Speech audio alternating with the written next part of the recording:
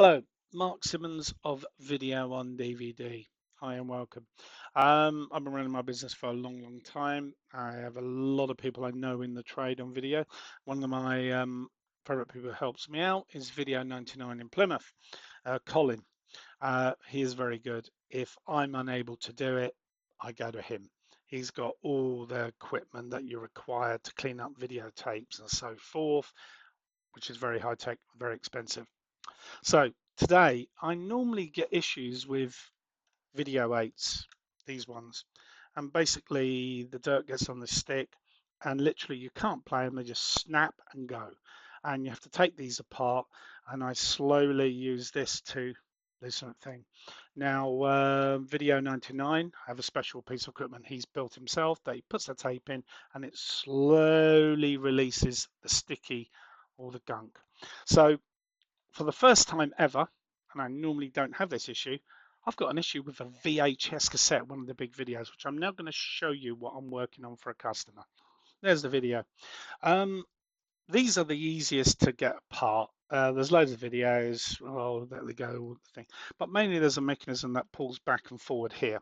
I've had to take this out. I can put it back later, but normally when I want to do a repair, I want to get the video footage, and then I advise the customer, do not play the tape ever again. Once I've got the video footage, I've got it all upscaled and HD on my system. So as you can see here, there's a lot of residue. And what's been happening with this one is I cleaned up all of this by putting this a special tape unit, which has got a little brush file, a very thin brush. I run it in there and spin it forward fast, spin it back, and I take all the dirt out. And the dirt resides in here. So it does not affect my very expensive equipment. So, literally in a nutshell, there's a lot of residue. So I've had to take out the mechanism that locks it here. And basically, I'm having to do this. Now, there are faster ways to do this, and there's probably people, the big companies have a mechanism that slowly moves it and opens it and so forth like that. But literally, it's got caught. You can see it's sticking. But by running this, I am loosening it, but I'm not doing it fast. If I do it fast, it'll snap and get caught. So this is a very long-winded way of doing it, but it works. And the results, well, you get a playable videotape that works. So, right, repair the tape, put it back together. When I released it all, I run it forward. I'm now running it back on the, you can hear it running away. And this is just to make sure the tension of the tape is loosened, so it'll be fine to put in the good equipment.